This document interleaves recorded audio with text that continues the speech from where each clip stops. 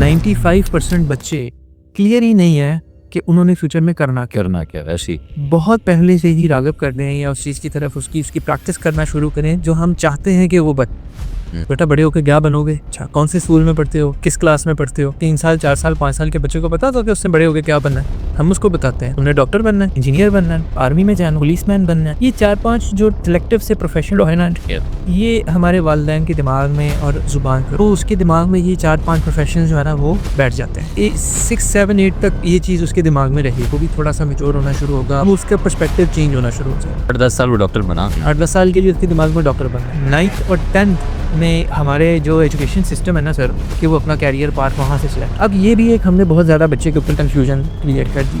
उनके ख़ानदान में कोई पढ़ा लिखा फ़र्द होगा, वो उसके पास चले जाएंगे कि आप बताएं ना हमने बच्चे में क्या करें। बच्चे ने मैट्रिक पास आउट किया, बच्चे के वालिदैन कह रहे हैं मैं चाहता था तुम डॉक्टर बनो, इंजीनियर बनो, व्हाटएवर। बच्चा सोच रहा होता है कि मैं IT स्पेशलिस्ट। बच्चे के टीचर कह देते हैं बेटा तुम केमिस्ट्री में बहुत अच्छे हो, केमिकल इंजीनियरिंग करो। अब उसके ग्रुप के 4 ऐसे स्टूडेंट दोस्त, उन्होंने कॉमर्स कॉलेज में एडमिशन ले लिया होगा, वो कहते हैं कि यार हम चाहते हैं जहाँ हम स्कूल में इकट्ठे पढ़े, हम कॉलेज भी इकट्ठे जाए, तो तुम हमारे साथ, हमारा ये रहना है। तो बच्चे के पास 4 डायरेक्शंस आ जाए। बच्चे को डॉक्टर इंजीनियर बना रहे हैं, IT एक्सपर्ट बना रहे हैं, इंसान बनाने पे फोकस। वो चीज़ें हैं जो सबसे ज़्यादा ज़रूरी है। अस्सलाम वालेकुम, वेलकम टू कलम IT पॉडकास्ट। आज हमारे साथ मौजूद हैं ज़ीशान मलिक साहब। ज़ीशान मलिक साहब के साथ हमारी ये डिस्कशन बहुत ही इंटरेस्टिंग होने वाली है।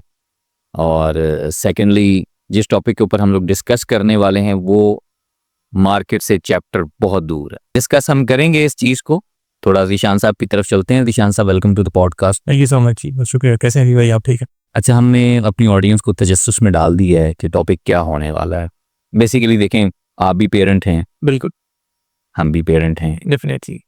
और इस चीज़ को हम लेके जाने लगे हैं पेरेंटहुड की तरफ कि पेरेंट्स की क्या रिस्पॉन्सिबिलिटी बनती है अपनी औलाद को लेके। जिस तरह हमने तो इनिशिएटिव लिया for our coming generations, definitely कलम में ट्रेन कर रहे हैं लोगों को, IT की तरफ लेके आ रहे हैं। So what do you think, what are the responsibilities of parents? Thank you so much Ali भाई, बहुत शुक्रिया इस सेंसिटिव टॉपिक को डिस्कस करने के लिए। आपने जब डिस्कस किया था कि हम इस टॉपिक को डिस्कस करते हैं, मुझसे आपने ये चीज़ डिस्कस की थी। सो मैंने उस वक्त मुझे बहुत अच्छा लगा था कि थैंक गॉड कि हम इस टॉपिक को भी डिस्कस करें। अच्छा, अब ये टॉपिक डिस्कस करने की ज़रूरत हमें क्यों महसूस हुई? आप भी माशाल्लाह HR की फील्ड में पूरे 10 साल से ज़्यादा टाइम हो गया है और इसी तरह का हमारा भी एक्सपीरियंस है। It's more than now 10+ years, 15 years के अकॉर्डिंग भी है। अब होता क्या है कि हमने अपनी प्रोफेशनल लाइफ में भी बहुत ज़्यादा ऑब्जर्व किया है। इवन जब से हमारा कलम का प्लेटफॉर्म शुरू हुआ है, का बच्चे हमारे पास आते हैं, बहुत सारे बच्चे, बल्कि 95% बच्चे क्लियर ही नहीं है कि उन्होंने फ्यूचर में करना क्या। ऐसी उनको पता ही नहीं है। उनके पास कोई रोड मैप नहीं है, कोई पाथ नहीं है, कोई गाइड करने वाला बंदा उनको नहीं है जो कि उनको बता सके कि आपने करना क्या आपके फ्यूचर में। और आपके और मेरे सोसाइटी के अंदर बहुत सारे ऐसे लोग हैं, बिकॉज हम एक ऐसी सोसाइटी में रहते हैं जहाँ पे हमारे कुछ एजुकेटेड पेरेंट्स भी हैं, अनएजुकेटेड पेरेंट्स भी हैं। अनएजुकेटेड से मुराद मैं ये नहीं कह रहा, मैं जिस सिर्फ तालीमी तालीम की बात कर रहा हूँ। तो वो जो वालिदैन होते हैं, जो पेरेंट्स होते हैं, they are also not cleared कि उनके बच्चे क्या करना चाहते हैं। तो हमसे ये गोया सवाल पूछा जाता है, हमसे लोग या आपसे या हमारी सोसाइटी में जितने भी हमारे जैसे लोग हैं जो कॉर्पोरेट कल्चर के अंदर जॉब्स कर रहे हैं या इससे वाबस्ता हैं, उनसे पूछा जाता है कि जी मेरे बच्चे ने मैट्रिक कर लिया है तो मैं क्या करवाऊँगा, जैसा माँ को डिग्री कर ली है जी, या इंटर कर लिया है या डिग्री कर ली है।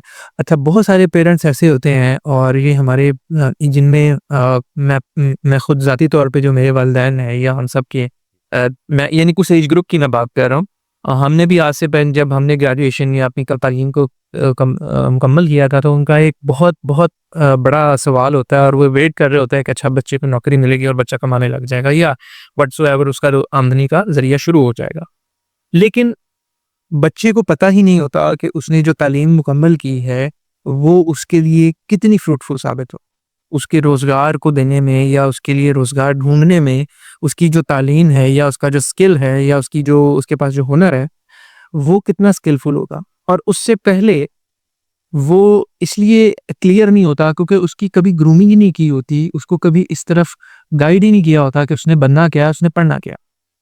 तो आपने जो सवाल किया ना, उस सवाल के ऊपर अब मैं वापस आता हूँ कि एज अ पेरेंट्स हमारी अब क्या जिम्मेदारी बनती है, या किन स्टेप्स के ऊपर, या कौन सी ऐसी चीज़ें हैं जिनको हमें अब वक्त है, हमारे जैसे जो पेरेंट्स हैं, जो न्यू पेरेंट्स हैं, या जो ऑलरेडी जिनके बच्चे स्कूल्स, कॉलेजेस और यूनिवर्सिटीज़ में जा रहे हैं, उनकी क्या रिस्पॉन्सिबिलिटी है।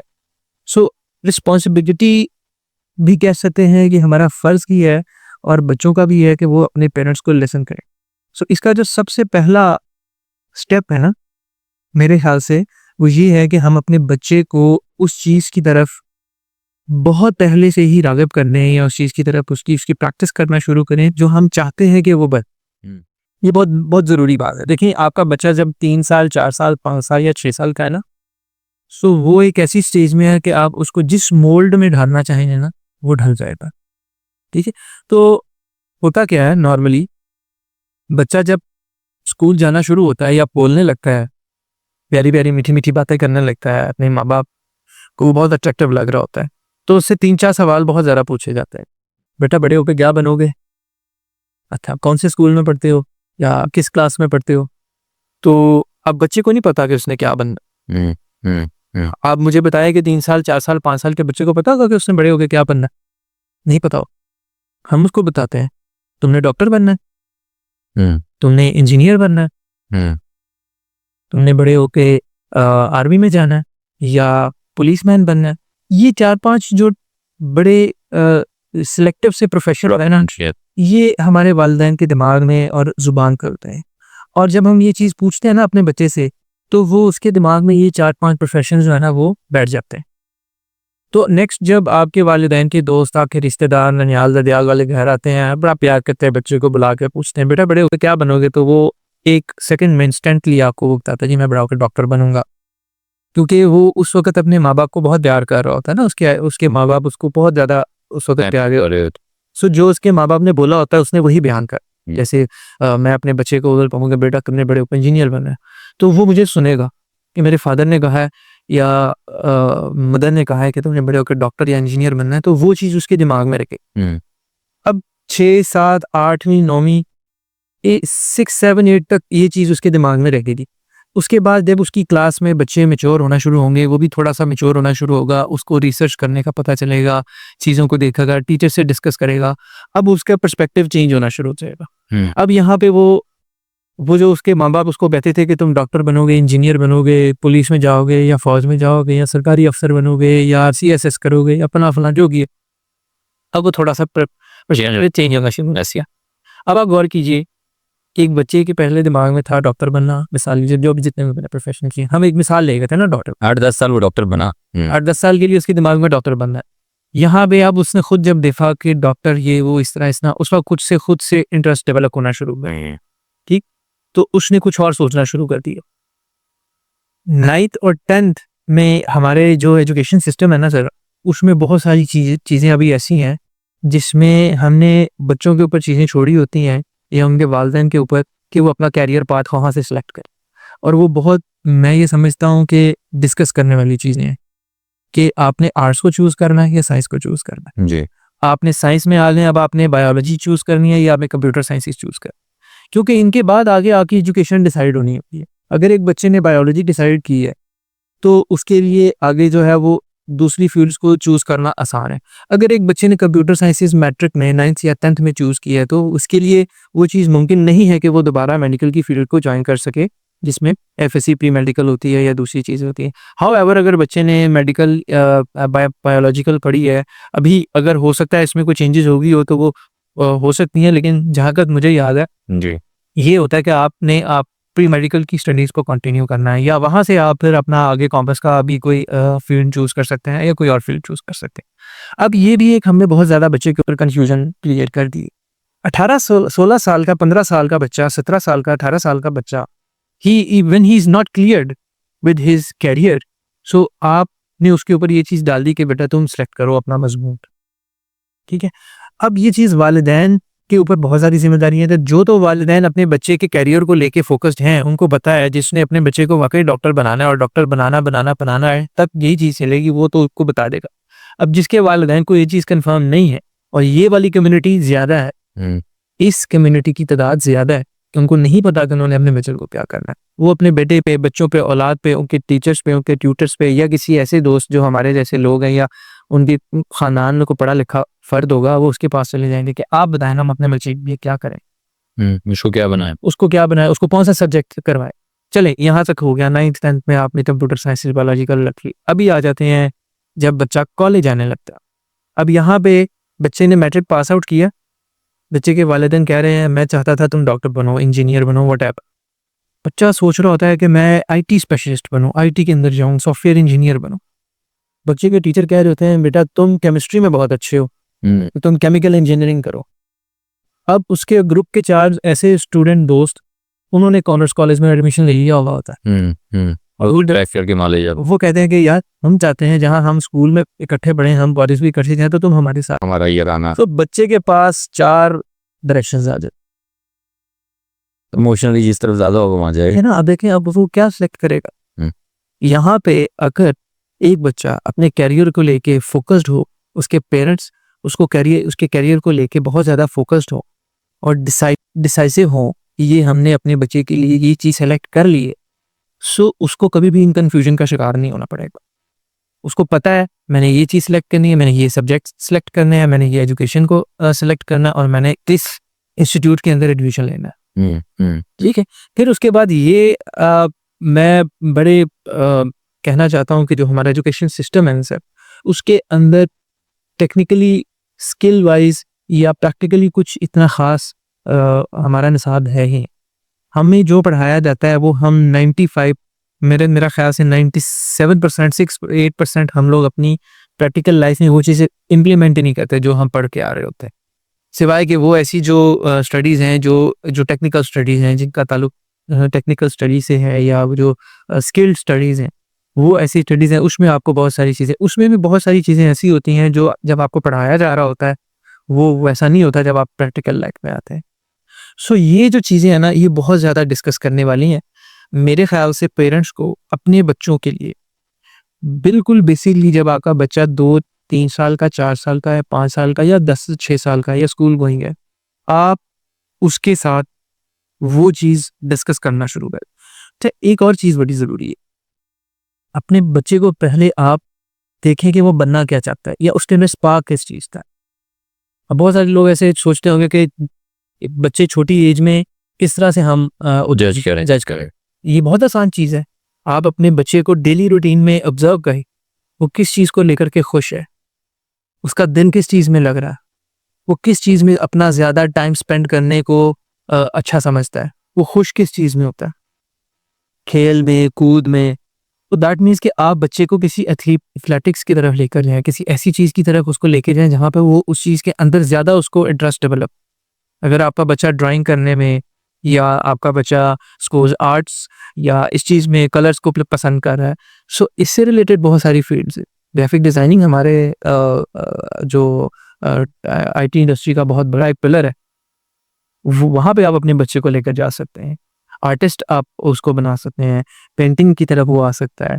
इसके अलावा और बहुत सारी आजकल तो वीएफएक्स का एक दौर आ गया है और ये जो हमारे पास सीजीआईज आ गई हैं, सो ये उसी चीज़ की बेसिक्स हैं।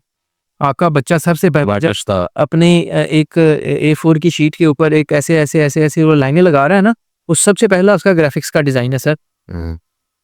और उसने जब 4 कलर को पकड़ के अपने हाथों को गंदा करके ऐसे उसने जब वो चीज़ की, वो उसका पहला डिज़ाइन है। इस चीज़ को गेज करना चाहिए, ये उसका पहला डिज़ाइन था। अगर आपने देखा कि आपके बच्चे के अंदर वो स्किल्स हैं, सो आप उसको उस चीज़ के ऊपर फोकस रखिए।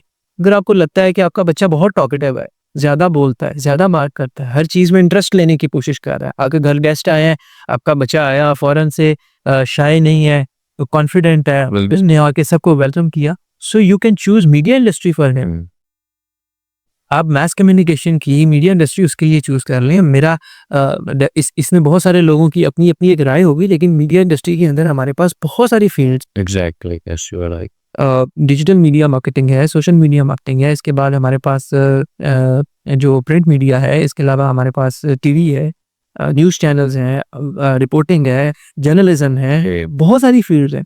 अब जैसे ही आपने ये चीज़ देखी कि मेरा बच्चा इतना ज़्यादा ये आपने अज्यूम कर लिया, अब आप उसके लिए उस चीज़ के ऊपर वर्किंग करना शुरू कर।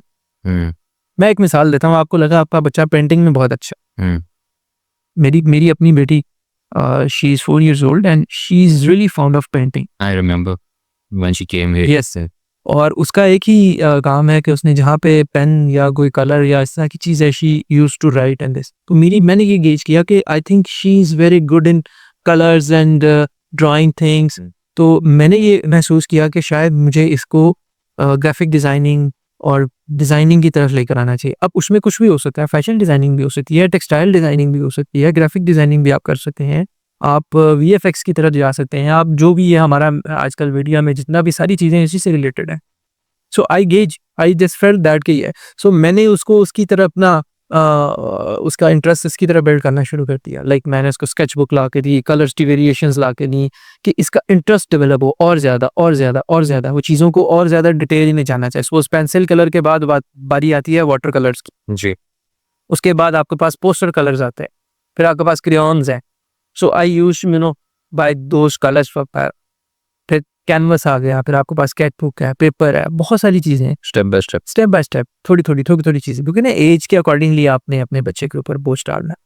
तो ये मैंने एग्जांपल दी है, आप कुछ भी करवा सकते हैं अपने ध्यान में। बात आपकी बिल्कुल एग्जैक्टली सही है कि हमें बचपन से ही बच्चे का जो है वो माइंड उस तरफ लेके जाना है। डेफिनेटली, बिल्कुल ऐसे ही। एक और चीज़ जो हम लोग पेरेंट्स जो कि शायद सबके साथ होता है, मेरे साथ भी हुआ, हमने जिनका ब्रॉट अप देखा उनके साथ भी हुआ, बच्चे को डॉक्टर इंजीनियर बना रहे हैं, आईटी एक्सपर्ट बना रहे हैं, इंसान बनाने पे फोकस नहीं।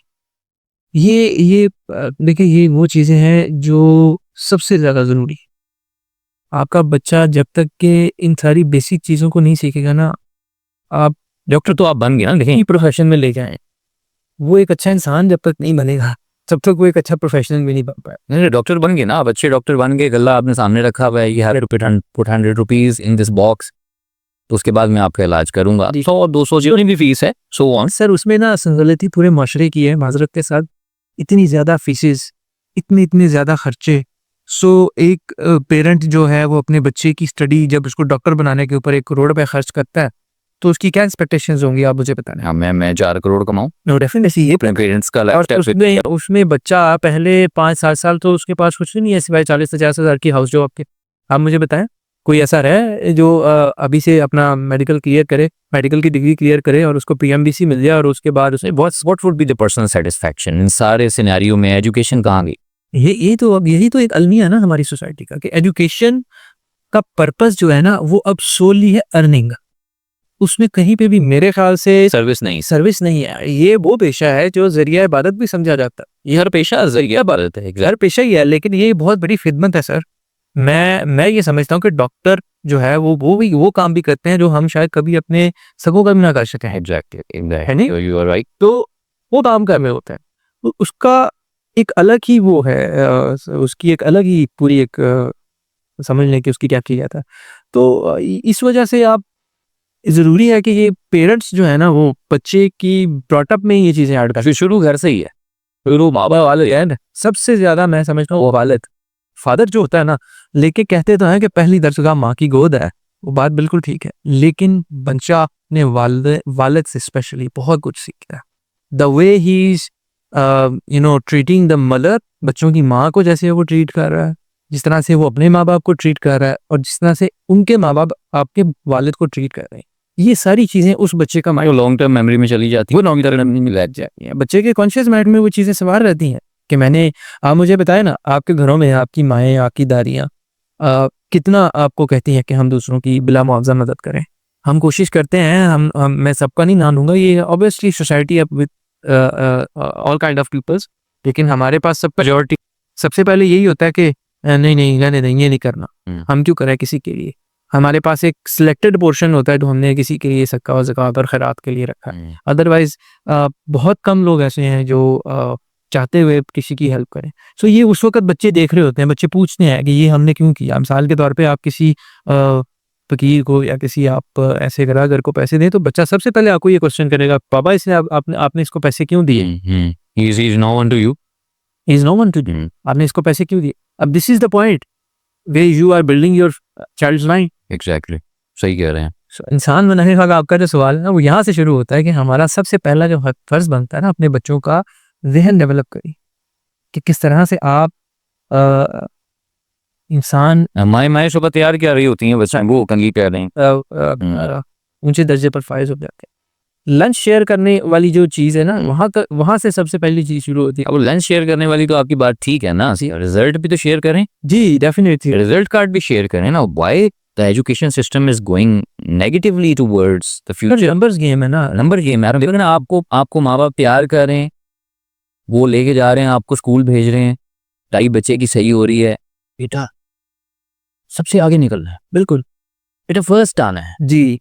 अब वो बच्चे का माइंड क्या है? अब बच्चा फर्स्ट आ रहा है, दौड़ रहा है, जिंदगी में दौड़ता चला जा रहा है, अल्टीमेटली कहाँ तक पहुंचेगा? ईशान भाई, पहाड़ी की एक चोटी पे अकेला तन्हा नहीं रह जाए, तन्हा रह जाएगा, बिल्कुल तन्हा रह, कि मैं सबसे आगे हूँ। भाई सबसे आगे है, पीछे कितने छोड़ा है, वो कितने पीछे रह गए, और वो पीछे अब आपके पीछे कोई नहीं खड़ा। अब कोई नहीं खड़ा। सर जिंदगी में आपको कोई ना कोई तो चाहिए ना जो पीछे खड़ा सपोर्ट कर। Exact support. ये शुरू से ही हमने अपने बच्चों के दिमागों में चीज़ डाल दी, आगे निकलना है, नंबर गेम करनी है, फर्स्ट आना है, फर्स्ट आना है, फर्स्ट आना। ठीक है, अच्छी चीज़ है, मोटिवेशन के तौर पे होना चाहिए, लेकिन बच्चों के ऊपर कभी भी इतना बोझ, ना बर्डनाइज नहीं करें उनको कि वो बस पहले की दौड़ में लगे। एग्जैक्टली। पहले की दौड़ नहीं, पहले की दौड़ अच्छी है। अगर हम अपने बच्चों को ये कहेंगे, भाई बेटा, अब मेरे बेटे का नाम हमजा है, अगर मैं अपने हमजा को ये सिखाता हूँ कि बेटा जो 8 तारीख वाला हमजा है वो अगर 7 तारीख वाले हमजा से बेहतर है तो हमजा फर्स्ट है। दैट में बिल्कुल बिल्कुल हमजा फर्स्ट है ना। मरियम मेरी बेटी है, अगर मरियम के साथ भी यही सिनेरियो है कि अगर वो 8 तारीख वाली मरियम 7 तारीख वाली मरियम से आगे है तो वो फर्स्ट है। बिल्कुल बिल्कुल, किसी और के साथ रेस नहीं लगानी जी। हम दूसरों के साथ भाग रहे हैं, अपने अपने अपने खुद ने आप से रेस लगाएं। हाँ, उसमें अपने आप बेटर वर्जन बनाएं। मतलब 8वीं, जैसे आपने बताया कि 8 या 7वां नंबर है, उसमें जो वो हो तुम, वो बेहतर बनो। पहला बन के बेहतर नहीं हो अगर, तो फिर उस पहले का क्या फायदा? खूबसूरत उस पहले का क्या है? ये बहुत बेसिक सी चीज़ें हैं, बहुत बेसिक भी है और बहुत इंपॉर्टेंट भी है। ये हम डिस्कस नहीं करते आपस में। हम गैदरिंग में अगर बैठे हैं ना, 4 दोस्त भी या अपने भाई बहन अहलो यार, तो हम इस तरह के टॉपिक को डिस्कस नहीं करते। जी जी। हालांकि ये चीज़ें घरों के अंदर डिस्कस होनी चाहिए। इनिशियल स्टेजेस पे क्वेश्चनिंग को डिस्करेज किया जाए और एक दूसरे की बात के ऊपर आमादगी होनी चाहिए। Never rush to Exactly. अपना आर्ग्यूमेंट को मनवाने के लिए कभी भी आप मैं 4 लोग अगर बैठे हैं तो सबकी राय का एहतराम करें और इन टॉपिक्स को हमें गुफ्तगू का हिस्सा बनाना चाहिए ताकि लोगों की इस्लाह हो ना। हम भी कोशिश करते हैं, ठीक है अच्छी बात, मुझे पता है, बस मैं अपने तक रखूं, अपने बच्चों को ग्रोम कर लूं या ये सारा कुछ चाहिए जी। आपका बच्चा माशरे का हिस्सा है, फिर को माशरे का अकेला वैसा होगा तो फिर माशरे में फितना है। बिल्कुल ऐसे। सो वो इसको बनाने से बेहतर है कि आप माशरा बिल्ड करें। और एक और चीज़ मैं बड़ी इंपॉर्टेंटली डिस्कस करना चाहूँगा, बल्कि मैं रिक्वेस्ट करना चाहूँगा कि आप अपने बच्चे को ना ख़ास तौर पे माएँ थोड़ा सा उनको खुद मुख्तार बनाएं। अर्ली एजेस में उनसे काम करवाएं, घर के उनसे खाने के बर्तन उठवाएं, बल्कि मैं कहता हूँ वॉश भी करवाएं। जी जी जी एग्जैक्ट। उनसे उनको कहें कि अपनी चीज़ों को वो खुद समेटें। अगर आपके घर में काम वाली है, माशाल्लाह अल्लाह ताला ने आपको अच्छा रोज़गार बरसरे रोज़गार दिया, अल्लाह ताला और इसके नवाजे, लेकिन अपने बच्चे को कहें, बेटे को, कि वो अपने कपड़े खुद उठा के प्रेस करके अपनी अलमारी में रखे, अपनी कबर्ड में रखे। ठीक है, यहाँ पे बहुत सारी हमारी फैमिलीज ऐसी हैं जो बिल्कुल भी ठीक है बस स्पेशली जो जेंडर डिस्क्रिमिनेशन हाथ पे खिलाना ही है। अब हाथ से खिलाया बच्चा 9-10 साल का, 8 साल का, 12 साल का, 15, उसको हाथ में है। आप मुझे बताएं कि वो कैसे अपने फैसले लेगा 15-16 साल की? अब डिसीजन पावर ही नहीं आएगी उसके अंदर, डिसीजन पावर नहीं आ रही। वो अपनी वालदा का हाथ पकड़ के चलेगा। वो 30 भी क्रॉस कर जाएगा तो वो डिसीजन लेने में कहेगा उसकी वाइफ या उसकी रिवॉइल हो जाएगी, इन लॉज हैं, या even he is in his work place, और या वो अपने बिजनेस में है, तो वो डिसीजन लेने से पहले अपने वालिदैन की परमिशन सीख गई। ऐसा नहीं है कि परमिशन नहीं सीख करनी चाहिए, वो ठीक है, एक अच्छी बात है उनको, लेकिन एज एन ओपिनियन, मजबूरी नहीं। ये आप इस चीज़ के लिए लाचारी ना रखें कि जी हम वो होगा तो मैं कर पाऊंगा, अदरवाइज एज एन ओपिनियन लें, एज एन ओपिनियन लें आप उसमें। ठीक कह रही। ये चीज़ें बहुत ज़रूरी हैं कि आप अपने बच्चे को शुरू की उम्र में उससे छोटे छोटे काम करवाएं घर के, उसकी सर पे जिम्मेदारियां डालें और उससे उसका क्वेश्चन करें। It was very pocket money is very very जो है ना वो आप एक उम्र के बाद बच्चे को कहे बेटा अर्न इट। आइदर आप दे रहे हैं एज अ फादर, मैं अगर अपने बच्चे को दे रहे हैं ना तो उसको कहो कि इसको कमाओ, मुझसे कमाओ। कैसे?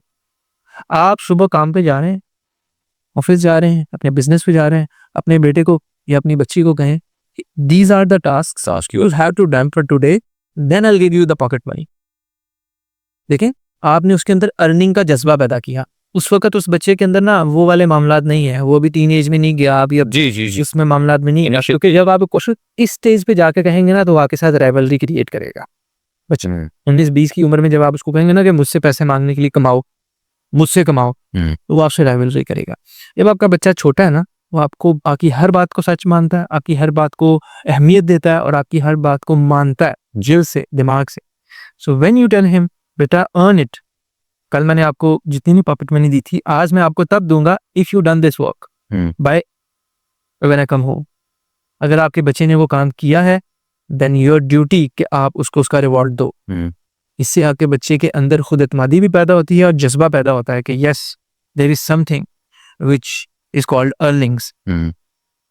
अच्छा, अब ये वो चीज है जो उसके अंदर और ज्यादा उसको पैसा है ना, खाने की लालच है ना, बच्चे भी होते हैं वो भी पैसे मांगते हैं, चीज मांगते हैं, तो उनमें भी एक चीज की वो लालच होती है कि वो ग्रीड होता है कि और ज्यादा। तो अगले दिन वो आपसे कहेगा, या आप उससे कहोगे अच्छा अगले दिन और कमाने, या you want more pocket money, do more work. ठीक है, ज्यादा रिस्पॉन्सिबिलिटीज और चलेगा, घर का काम नहीं, कुछ भी। आप if you have a boy, अगर आपका बॉय है 10-12-13 साल का, उसको कुछ टेक्निकल काम देने घर का, कि ये चीज कर लो, फला है, टैप है, घर का काम है, पानी, व्हाटएवर, कुछ भी छोटे हाउस कोर्स जो होता है ना वो उनको दें। बेटी है तो बेटी के लिए कुछ ऐसी जिम्मेदारियां रखें, बल्कि दोनों के लिए इक्वल अपॉर्चुनिटीज क्रिएट करें कि उनको कहेंगे बेटा do this and then I will give you the pocket money. Perfect. अब यहाँ पे वो चीज फैक्टर पैदा हो जाती है कि बच्चे के दिल में तब से ही अर्निंग के जज्बात पैदा होंगे। जब वो 15-16 साल की उम्र में जाएगा वो आपका बाजू बनेगा सर, वो आपका बाजू बनेगा, ना कि वो आप पे डिपेंडेंट हो and you are in your early 40s और in the middle 40s and still your child is dependent on you. अब यहाँ पे आपकी फैमिली है 6 लोगों की and you are the only bread earner. अब आप देखें कि आपकी जो अर्निंग है वो 5 लोगों के ऊपर डिवाइड हो रही है। आप मुझे बताएं कि इन्फ्लेशन की हालत कहाँ है? सही है रे। और अब वही बच्चा अगर आपका 15-16 साल की उम्र में कमाना शुरू हो जाए, आप अर्ली 40s या मिड 40s में, और आपकी बेटी भी साथ में कुछ ना कुछ आपकी सपोर्ट कर रही है, सो अब आपकी फैमिली में 3 लोग हैं जो ब्रेड अर्नर्स हैं, बाकी खाने वाले सारे हैं लेकिन कमाने वाला एक नहीं है। अब यहाँ पे बर्डन आपका डिवाइड हो रहा है तो ऑटोमेटिकली इन्फ्लेशन नीचे आती है, आपकी बाइंग पावर बढ़ जाती है। जहाँ आप 1 लाख कमा रहे हैं अब आप 2 लाख कमाना शुरू हो गए या कुछ ना कुछ ज्यादा कमा रहे हैं। अब आप अपने बच्चों की शादियों के लिए भी पैसे जोड़ सकते हैं, आप आउटिंग के लिए भी पैसे जोड़ सकते हैं। अब आप और भी बहुत सारी जो छोटी छोटी हमारी सेविंग्स होती हैं और बहुत सारी चीजें होती हैं जो आपकी जरूरियात ज़िंदगी होती हैं, आप उनके लिए कर सकते हैं। अगर आपका बच्चा 24 साल की उम्र में जाके कमाना शुरू करेगा तो आप मुझे बताएं तब तक आप 50 क्रॉस कर चुके हैं ना, तब तक बहुत टाइम गुजर चुका हो। इतना ही है अल्टीमेटली। मतलब अगर आज की इस डिस्कशन का हम जिस्ट निकालें, खुलासा निकालें जी, तो वो ये बनता है कि हम बचपन से ही अपने बच्चों को स्किलफुल करना शुरू, डेफिनेटली बिल्कुल स्किलफुल करना शुरू करें, ताकि बड़े होके या किसी भी एज, किसी भी स्टेज पे किसी भी एज में अपने पेरेंट्स का या खुद का बाजू बन सके, खुद का सपोर्ट कर सकें, सोसाइटी के लिए कुछ बेटर कर सकें। सर सोसाइटी के लिए भी करेंगे और इस मुल्क के लिए भी करेंगे। ठीक है, जब देखें ना आप देखें कि आपके मुल्क में मिलियंस ऑफ यंगस्टर्स अगर बेरोजगार होंगे और वही सारे जो बेरोजगार हैं उनको रोजगार मिल जाए, सो वो आपके मुल्क की इन्फ्लेशन में या आपके मुल्क की जो इकोनॉमी है उसके अंदर कितना पार्ट प्ले करेंगे, specially in IT field, because IT is something that can increase the export of your country. Exactly. Perfect. So nice of you. It was a fruitful discussion, Zeeshan भाई। इसको इंशाल्लाह कंटिन्यू करेंगे हम। ये डेफिनेटली, मैं ये एक ऐसा टॉपिक है, ये इसके ऊपर बहुत लंबी डिस्कशन मेरे पास इससे सब टॉपिक्स जो है ना वो बहुत ज्यादा कोरिलेट कर रहे हैं आपकी डिस्कशन के साथ जो है। हम इंशाल्लाह नेक्स्ट सेशन में हम उसको करते हैं। इवन हमारा जो प्रोग्राम है उसको लेकर के हमारे पास बहुत सारी चीज़ें हैं, क्योंकि अभी बहुत सारे लोगों के हमें सवालात आते हैं, ट्रेनिंग प्रोग्राम का बैच का अनाउंसमेंट करते हैं, सो बहुत सारे लोगों के बहुत सारे क्वेश्चन होते हैं। कुछ लोग ऐसे हैं जिनके क्वेश्चन वो पूछते नहीं लेकिन उनके दिमाग में होते हैं, तो हमें उनको भी एड्रेस करना है कि हम किस तरह से कलम में यहाँ पे बैठ के अपने यंगस्टर्स के लिए, अपने यूथ के लिए, पाकिस्तान की यूथ के लिए किस तरह से हम कोशां हैं और हम लोग अपनी मेहनत कर रहे हैं कि हम इस We will inshallah Zishan. Be so nice of you. Thank you for your time. It was a wonderful discussion. Thank you for watching, audience. Thank you so much.